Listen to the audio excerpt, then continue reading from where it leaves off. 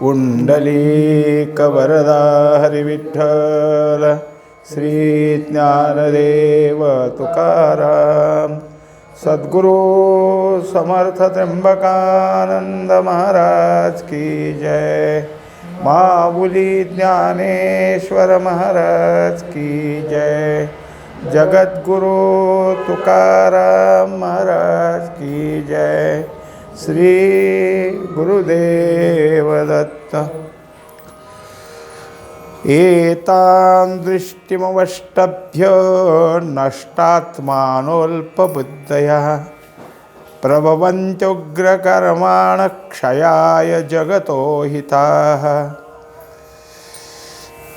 16व्या अध्यायातील हा 9वा श्लोक आहे।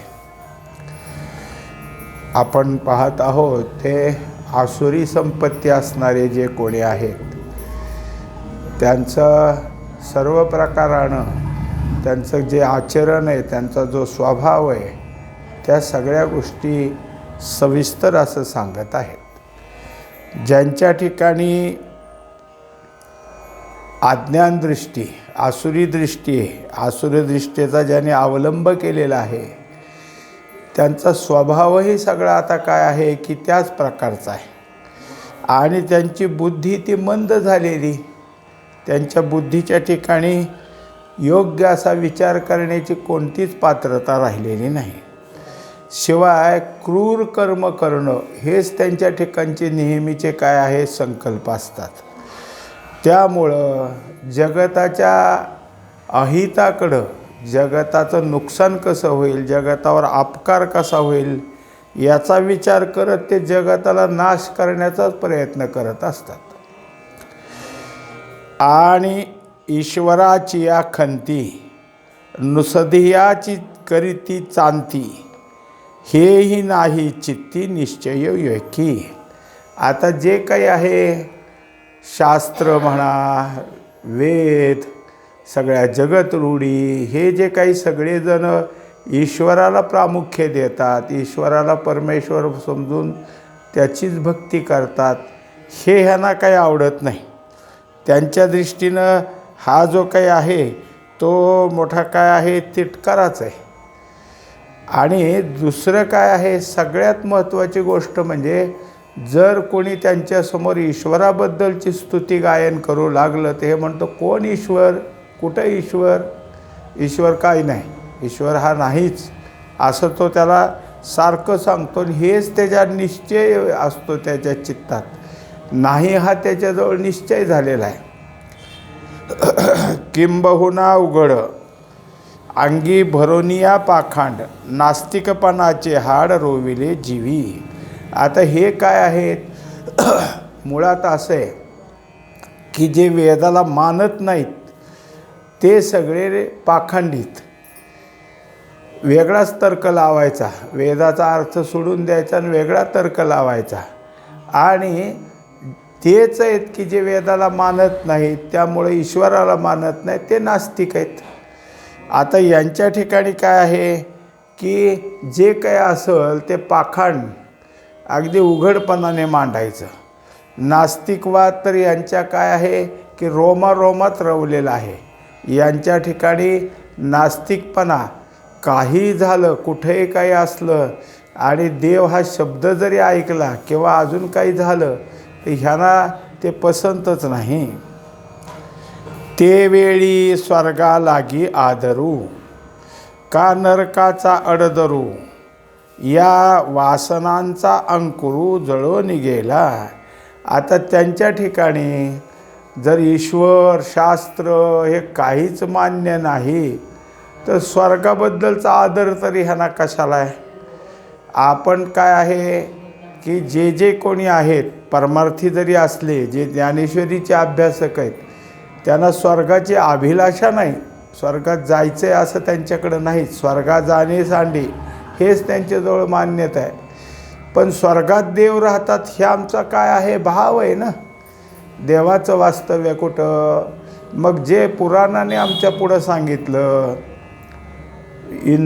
इंद्रपुरी बाकीचे देव त्यांचं आमच्या ठिकाणी असलेलं जे काही आदिदैवतपण ह्या सगळ्या गोष्टी आमच्याजवळ मान्यच आहेत, शास्त्रच आम्हाला हे शिकवतं आहे. पण यांच्याजवळ ते काहीच नाही, त्यामुळं स्वर्गाबद्दलचा तर आदर नाहीच ह्यांना. आणि नरकाचा तरी तिटकारा कुठला आला आहे तेही नाही. अशा तऱ्हेनं त्यांच्याजवळ जे काही आहे की स्वर्गात जाण्याकरता निर्माण झालेले जे काही वासना आहेत ते तर अंकुर जळूनच गेलेले आहेत. म्हणजेच कोणत्या प्रकारचं सुकृत किंवा पुण्यकर्म करावं अशी कधीच वासना त्यांच्या ठिकाणी नाही. ती बाहेर आली मग त्याने खुडून काढली असं नाही, आतल्या आतच जळून गेलेले आहे. मग केवळ ये देह खोडा, अमेद्योदकांचा बुडबुडा, विषयपंकी सोहाडा बुडाले गा. आता हे कसे आहे त्याला एक उदाहरण दिलं. जसं घाणेरडं पाणी असतं आणि त्याच्यात बुडबुडा असतो. आता त्याला ते आवडतं का ना आवडतं ह्याचं काय, पण त्याला बाहेर निघता येईल का? त्या बुडबुड्याला त्या घाणेरड्या पाण्यातच राहावं लागतं. तसे हे या देहाच्या खोड्यात अडकलेले आहेत. हा देह म्हणजे काय फार पवित्र अशातला भाग नाही. तो निर्माण होताना आईच्या पोटात जो तयार व्हायला लागला तो सुद्धा अशुद्धातूनच. बाहेर आला तरी त्याचं अंतरंग सगळं अशुद्धच. मग शुद्ध कधी येतो? आणि अशा या देहाला प्रेम करून माझं माझं म्हणून हे त्यात गुंतलेत. आणि मग नुसतं देहापुरतं नाही तर विषयरूपी चिखलामध्ये विषयपंकी सोहाडा बुडाले गा, विषयरूपी चिखलामध्ये बुडून गेलेले आहेत. जई आटावे होती जळचर, तई डोही मिळती ढिवर, का पडावे होय शरीर तई रोगा उदयो. आता आणखीन काय आहे की जसं एखादं पाणी साठलेलं डबकं आहे आणि ते जेव्हा आटायला लागतं थोडं थोडंच त्यात राहतं. अशा वेळेस मासे धरणारे जे असतात धीवर म्हणजे ते कोळी त्या प्रकारचे, ते काय करतात की त्याला ढवळतात. त्या आत शिरायचं आणि त्याला ढवळलं म्हणजे मग त्या चिखलाबरोबर मासा इकडं तिकडं पळायला लागला की पकडायचा त्याला लगेच. म्हणजे ते आटायला लागलं म्हणजे ह्यांचं जीवनच संपायची वेळ आली. दुसरी गोष्ट काय आहे की तुमचं आमचं आयुष्य संपायचं असेल, हे शरीर जर पडायचं असेल तर नक्की कुठला तरी रोग उद्भवतो आणि त्यामुळं तो मनुष्य जातो. म्हणजे मृत्यू काय करतो की त्याला यायचं असेल तर कोणची योजना करायची ते करूनच त्या मनुष्याचा सगळी मृत्यू पावत असतो. उदय जने केतूचे जैसे, विश्वा अनिष्टची दोषे, जन्मती ते तैसे लोका आटो. आता जसं धूमकेतू उगवला म्हणजे अनिष्टच असतं. काय काय नुकसान करील, कोणाकोणाचं संपल. बरं ते काय असतं असं एखाद्या माणसावर इकडं कसं आहे की त्याच्या राशीला आलेला केतू राहू हा तरी त्याच्या पुरता आहे. पण धूमकेतू म्हणजे सगळं नुकसानच करणारा, राष्ट्राचं नुकसान करतो, राष्ट्र पुरुषाचं नुकसान करतो. जे कोणी चांगल्या प्रकारचं राष्ट्रहितासाठी वागतात त्यांचं नुकसान करतो. म्हणजे तो सगळं अहित करत करतच जसा जात असतो. जन्मती ते तैसे लोक आटू. तसे ह्यांचा जो जन्म आहे तो सगळ्या लोकातल्या तर ज्या काही रूढीत रचना आहेत त्या सगळ्या प्रथा मोडून काढा आणि विरुद्ध त्याच्याबद्दलचं म्हणजे जे काही असेल त्यात प्रत्येक एखादा ऐकतच नसेल, पूजा अर्चाच करत असेल तर मग हे काय आहे त्याचं हननच करतात. विरुढलिया अशुभ, फुटती तैते कोंब, पापाचे कीर्तिस्तंभ चालती ते. आता जसं उदाहरण दिलेलं आहे की आपण जे पेरतो ते उगवतं. चुकून आपल्याकडून जर काही खराब बियाणं काही असे आहेत समजा दोडका की ह्याचं बियाणंच कडू असलं तर त्याला लागणारे दोडके कडूच लागतात. या काकडी याचं बियाणंच कडू असेल तर काकड्या सगळे त्याच्या लागलेली फळं कडूच असतात. तसं हे सगळे अशुभच पेरतात आणि त्यामुळं त्याच प्रकारचे कोंब उगवतात. अर्थात काय आहे की घरात जर त्याच प्रकारचे संस्कार केले, त्यांच्या घरात इकडे तिकडे लहान मुलं आहेत, महिला आहेत, सगळे, पण यांना बोलायचं झालं तर शिवीगाळीनंच बोलायचं. सुरुवात शब्दाची वाक्य चालू करताना शिवीचा वापर, वाक्य संपलं तरी शिवी. मुलं काय दुसरं काही शिकणार आहेत का? महिलांना सुद्धा ह्याचं काही वाटत नाही. ते शिवी म्हणजे फार काही असं त्यांना फार काय आपण ऐकलं हे सुद्धा नाही. कदाचित त्यांच्या मुखातून तसलाच एखादा शब्द बाहेर पडतो. असे सगळे आहेत. ते सांगितलं त्यांनी, पापाचे कीर्तिस्तंभ चालती ते. हे पापाचे स्मारकच आहे ते. जसं कीर्ती ही कुठला तरी स्मारक असतो, तसे हे पापाचे स्मारक आहेत. आणि मागा पुढा जाळणे, वाचोनी आगी काही नेणे, तैसे विरुची एक करणे भलते या. आता ज्याप्रमाणे आग्ने काय करतो की जे जे काही त्याच्या पुढे येईल ते जाळून टाकतो. काही त्याच्यापासून अग्नीपासून काही उरतं आहे असं नाही. जे असेल ते सगळं ते काय आहे अग्नी भक्ष्य करून टाकतो. तसे हे जे काय आसुरीत ह्यांच्या ठिकाणी लोकाच्या मनासारखं कधी होऊच द्यायचं नाही. एखादा काहीतरी ह्याच्याजवळ म्हणून गेला की आम्ही आता अमकामकं करणार आहे, आता ते करायचा विचार आहे, त्याचं होऊच द्यायचं नाही. मग कसा मोडता घालायचा बघायचं. एखाद्याच्या घरी पाहुणे आले सोयरीक म्हणून आणि यांना विचारलं ते अमक्याचं घर कुठे आहे हो? म्हणले का हो, काय काम आहे? म्हणजे काही नाही, आम्ही सोयरिकीसाठी आलो आहे. कशाला जाता त्या घरी? काही उपयोग नाही. मग काही त्याचं सांगणार, उलट त्याच्या घरी जाण्यापेक्षा माघारी लावल. कारण कुठलं चांगलं होऊच द्यायचं नाही ना. जे जे काय असेल ते विरुद्ध चुकीचं आणि लोकांना त्रास होणारच करायचं. परी ते चिगा करणे, आदरती संभ्रमे जेणे, तो ऐक पार्था म्हणे श्रीनिवासू. तेव्हा आणखीनसुद्धा हे जे काही आहेत आसुरी, त्यांचा जो स्वभाव आहे त्याप्रमाणे काय काय अजून करतात. त्यांच्या स्वभावात, त्यांच्या अंतःकरणात, त्यांच्या आचरणात आणखीन काय काय भरलेलं आहे ते आता पुढच्या श्लोकात सांगू म्हणतात. काममाश्रित्य दुष्पूरं दंभमान मदान्विता, मोहात गृहीत्वा सद्ग्रहान प्रवर्तन्ते शुचिव्रता. आता यांच्या ठिकाणी जर काही असेल तर अखंड जर काही आहे तर फक्त कामनाच भरलेल्यात. मग ह्यांच्याजवळच्या होणाऱ्या कधी न तृप्त होणाऱ्या अशा कामना आहेत. त्या कामनेची तृप्तता कधी नाही आणि ते होत नाही. म्हणून मग हे दंभ, मान, अजून काय आहे मद, ह्या सगळ्या विकारानं भरलेले आहेत. कारण कामनाची पूर्तता नाही झाली तर इच्छा केली पण मिळालं नाही असं कोणी म्हणल, म्हणून ढोंग करायचं. कशाचं आम्हाला हे मिळालं ह्याचं ढोंग करायचं. त्याच्यानंतर दांभिकता दाखवली की त्याच्याजवळ काय आहे की पुन्हा मान, प्रत्येक गोष्टीला मान मिळाला असं दाखवायचं, मद निर्माण करायचा. हे सगळे त्यांच्या ठिकाणचे असणारे दुर्गुण आणि त्याच्यामध्ये यांची जी काही असणारी बुद्धी ती इतकी मंद असल्यामुळं विविध प्रकारच्या कल्पना करतच जे काही असेल ते त्याच्यातच ते प्रवृत्त होत राहतात. तरी जाळ पाणीये न भरे, आगींदन न पुरे, तया दुर्भरांची ये धुरे भोकाळू जो.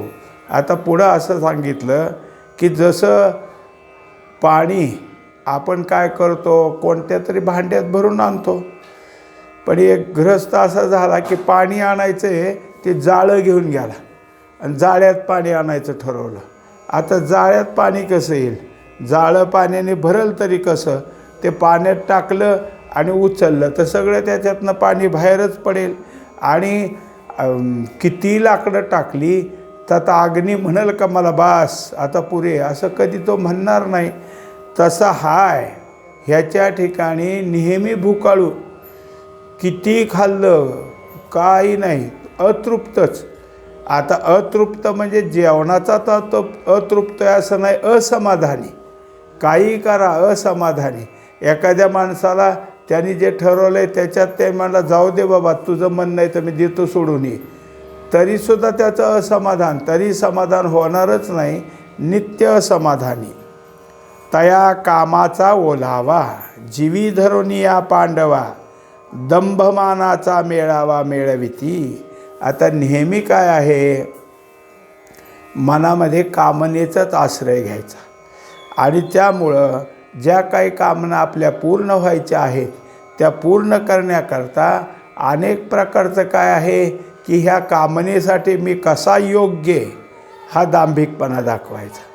ही कामना आत्तापर्यंत मला कोणी कोणी दिलती त्यावेळेस माझा कसा मान केलता असं स्पष्ट करायचं आणि त्या पद्धतीचे मग तसेच 10 गोळा करायचे. यांचं आपली त्या असुरांची स्तुती करतील, असुरांची वाहवा करतील. म्हणजे मग काय होईल, या सगळ्यांच्या करून त्याची कामना पूर्ण होईल. मातलिया कुंजरा आगळी झाली मदिरा, तैसा मदाचा ताटा तव जरा चढता अंगी.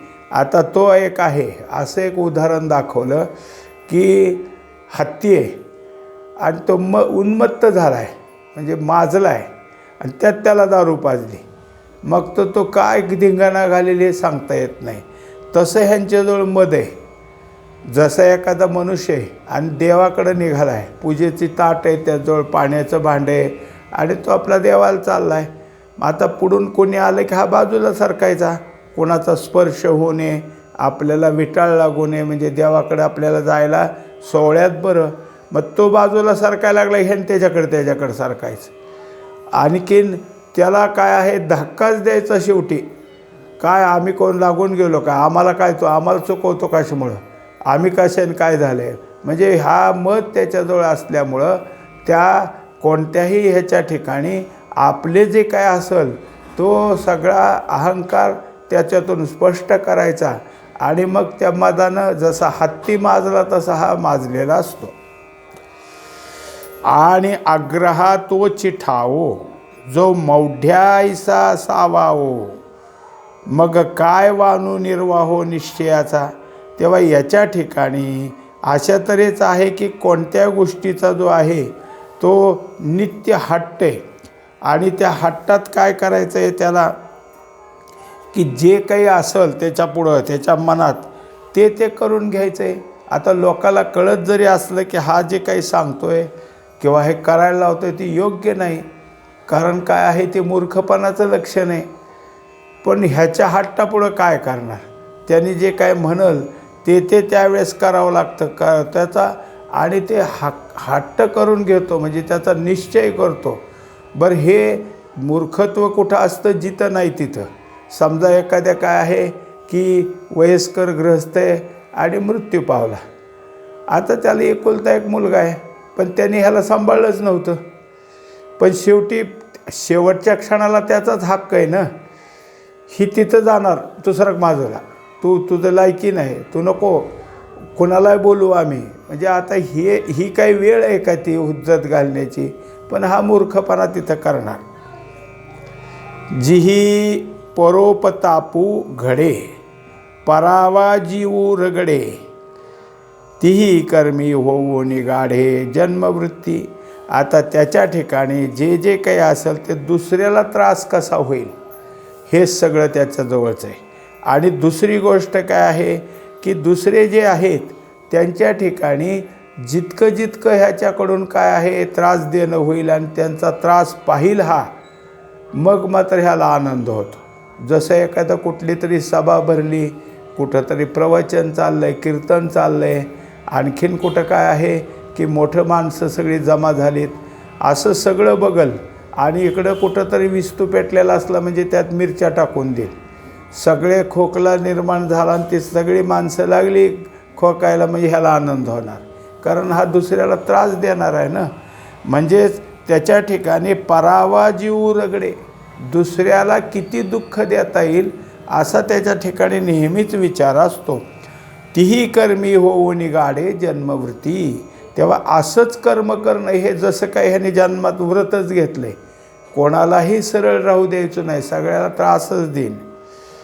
मग आपुले केले फोकारिती आणि जगाते धिक्कारिती, दाही दिशी पसरती स्पृहा जाळ. आता अशा तऱ्हेचं वागतो. सगळे लोक ह्याला त्रासून गेलेले आहेत, लोक काय करतात, ह्याच्या नादी लागायला लोक म्हणून दूर दूर जातात. मग हा काय करील, सगळ्या सांगल बघा माझ्यासारखा कोणी नाही, सगळे मला भिवू नयेत का नाही, माझ्या पुढं कोणी जाणार नाही, माझ्या पुढं जर काही कोणी काही केलं तर मी कोणाची गय करणार नाही. अशा तऱ्हेनं काय करतो तो, की आपलीच प्रशंसा करतो. आणि काही झालं, यत्किंचित जरी वस्तू असली ती त्याची इच्छा ह्याच्याजवळच आहेच. ह्याच्याजवळची इच्छा कधी संपल्याच नाहीत. कारण आता जो काही श्लोक आहे तो कामनेनं भरलेले जे कोणी आहेत त्या असुरांचाच आहे. त्यामुळे ह्याच्याजवळ त्याच प्रकारच्या सगळ्या इच्छा आहेत. आईसे निगा आटोपे, थोरिये आणती पापे, धर्मधेनू खुरपे सुटले जैसे. आता दुसरी गोष्ट अशी की नेहमी पापकर्म करणं हेच ह्याच्या हातून. ह्याच्या शरीरालासुद्धा अशी सवय लागलेली असते की चांगलं काम कधी करायचंच नाही. शरीरसुद्धा न सांगता शरीर सगळं असं जे करत असतं. म्हणजे ह्याच्या मनात बुद्धीत तर पापाचं कर्म असेलच, पण शरीरसुद्धा आपोआप त्याला साथ देतं, कोणाला सोडत नाहीत. हे उदाहरण कशासाठी दिलं, धर्मधेनू खुरपे सुटले जायचे. देवाला सोडलेली गाय असते, तिला कोणाचंही शेत वर्ज्य नाही, कोणाचं पीक वर्ज्य नाही, काही नाही. जसं खुरपण करत असताना सगळ्या पिकातलं तण काढून टाकतेत, ही तणच काय धान्यसुद्धा काढून टाकील. आणि कोणाच्या शेतात बरं हाकायला गेलं तर दुसरी म्हणणार देवाची गाय, तिला कसं बाहेर काढावं. म्हणजे त्या पिकातून बाहेर काढायचं झालं तर इकडं देवाची गाय वाटतं, आणि ती मात्र काय, आणि अशा तशा पिकात शिरायचे नाही, चांगलं पीक बघूनच. आता हे काय आहे, ह्या गाईला कोणी काय बांधून ठेवावं, धक्का देऊन बाहेर पाठवावं, एखादं त्याच्या पाठीत काय लाकूड मारावं, तर धर्मधेनू आहे म्हणजे देवाची गाय आहे. त्याच्यामुळं त्या भावनेनं काही करता येत नाही. आणि हे मात्र प्रत्येकाच्या जिथे दिसल त्या शेतामध्ये शिरून त्या पिकाचा नाश करत असते. चिंतां परमेयांच प्रलयांतामुपाश्रिता, कामोपभोग परमा एतावदिति निश्चिता.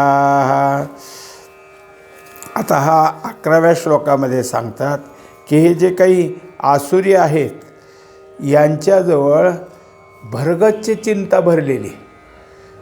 कशाची चिंता, काय करतो काय माहीत नाही, नेहमी चिंता. आता तर असं सांगितलं की जन्मापासून मरणापर्यंत हा चिंतेतच असतो. सतत त्याच्या ठिकाणची चिंतेचा निराश कधी झाला आहे असं नाही. ह्याने कायम चिंतेचा आश्रय घेतलेला आहे. आणि विषयभोग जे आहेत ते भोगण्यासाठी तो काय आहे, सतत तत्पर आहे. मग कोणाचे कसे, ह्याच्या हक्काचेच पाहिजेत असं नाही, दुसऱ्याचे ओढून घेऊन काही करणार असतो. आणि अशा तऱ्हेचं जे जे काही असेल, कोणाचं काही घेण्यात त्याला जे अत्यंत विषय भोगण्यामध्ये जे आनंद आहे हेच खरं सुख आहे, ह्याच्याशिवाय दुसरीकडं कुठं सुख नाही असं तो म्हणणार. याची एका आयती तयाची या कर्मप्रवृत्ती आणि जिणया ही परवती वाहती चिंता. आता याच पद्धतीनं त्याच्या ठिकाणी जर काही असेल तर कर्मप्रवृत्ती तीच आहे. आणि त्या कर्मप्रवृत्तीमध्ये जे काही त्याचं जीवन चाललं आहे त्या जीवनामध्ये सतत चिंता आहे. मग त्याच्या ठिकाणच्या चिंतेला नेमकं कोणतं कारण आहे, कशाचं कारण आहे, ह्याला काही नाही. कारण कसं असतं की आनंदी मनुष्य, सुखी मनुष्य ह्याचा चेहरा टवटवीत असतो, हसरा असतो. असं ह्याचं ना, ह्याचा चेहरा नेहमी ओढग्रस्तच. तो अगदी डोकं डोळे इकडे जर पाहिलं तर ह्याच्या ठिकाणी काय सगळ्या जगाची चिंता पडली की काय असं वाटावं. अशा अनेक चिंता. आणि ह्या चिंता कशामुळं, तशी कर्मप्रवृत्ती ना. मग त्या प्रकारची कर्मप्रवृत्ती झाल्यामुळं चिंताच. त्याला जर विचारलं, अरे कशाची कर्मप्रवृत्ती तुझ्या ठिकाणी, काय तुला चिंता लागली, नाही म्हणला मी रस्त्याने चाललो आणि मला समोर दिसलेल्या माणसाने आदराने नमस्कार केला नाही, रामराम म्हणला नाही, तर मग काय, म्हणजे घरातनं बाहेर पडायच्या आधी चिंता करतो का असं जर झालं नाही तर रस्त्यात काय करावं, समोर आलेल्या माणसाने मला लावून नमस्कार केलाच पाहिजे, नाहीतर रामराम म्हणलाच पाहिजे, असं नाही झालं तर ही चिंता घरातनं बाहेर पडतानाच विचार करत पडतो. पाताळाहुनी निम्न जियेचिये उंचिये साने गगन, जे पाहता त्रिभुवन आणूही नोहे. आता त्याची चिंता कशी याचं सांगितलं. किती चिंता मोठी तर पाताळापेक्षा खोल आहे. म्हणजे त्या जसं समुद्राच्या पाण्याची खोली म्हणतो का नाही आपण, कितीतरी इतकी मैल किंवा इतकी किलोमीटर किंवा मोजता येत नाही, तशी ह्याची चिंता पाताळापेक्षा सुद्धा खाली गेलेली खोली आहे आणि आकाशापेक्षा वर गेलेली एवढी मोठी चिंताच त्याच्याजवळ सगळी भरली. हे सगळं जे त्रिभुवन आहे, स्वर्ग मृत्यू पाताळ, ह्याच्या चिंतेत अणू एवढंच आहे. सगळी चिंता एवढी मोठी की हे सगळं त्रिभुवन त्यात अणूसारखंच दिसेल. ते योगपटाची मवनी जीवी अनियम चिंतवनी, जे सांडू नेणे मरणे वल्लभा जैसी. आता जसं एखादा काय असतो, योगी असतो आणि तो काय करतो की आपलं जे काही अभ्यास करायचा आहे, योग करायचा आहे, त्याच्यामध्ये काय करतो की यमनियम यथास्थतेनं पाळतो. हे तर त्याचं काय झालं, बाह्य अभ्यास झाला. पण त्याच्यानंतर त्याच्या ठिकाणी ज्या काही आहेत काय अष्टांगामधली की जे काही बैठक आहे, प्राणायाम आहे, ह्याही गोष्टीकडे तो विचार करतो. ह्याचं त्याच्या विरुद्ध आहे अनियम. म्हणजे नियमात कोणतंच नाही, जे जे काही असेल ते नियम सोडून वागायचं. मग कसं आहे, आता जसं मनुष्य सकाळी उठला, म्हणजे काही असो, आपला झोपेतनं उठला, बाहेर दिशेला जायचं असो नाही तर काय असो, आपल्या तोंडाने राम राम म्हणत जाईल, रामकृष्ण हरी म्हणल, हा शिव्या देत जाईल. ह्याला त्या मुखामधून त्याच्या दुसरं काही बाहेर पडणारच नाही. मग त्याला उदाहरण दिलं आहे की त्याच्या डोक्यात हेच, दुसरं काही नाही. तसं जे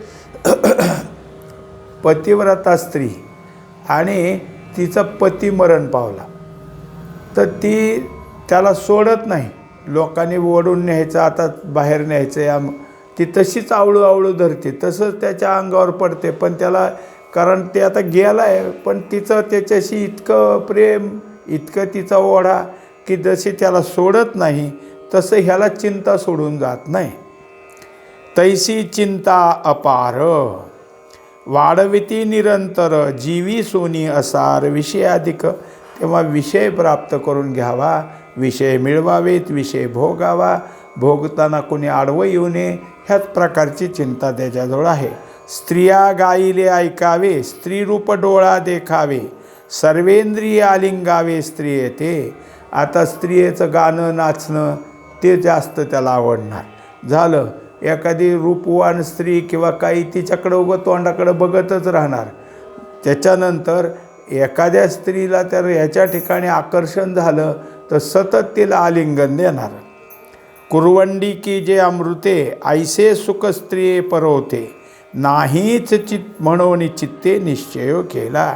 आता तो म्हणतो कोणी मला अमृत दिलं काय, आणखीन काय दुसरं सुखाचं दिलं तर मी त्या स्त्रीहून ओवाळून टाकीन, कारण मला तीच खरी सुख देणारी आहे.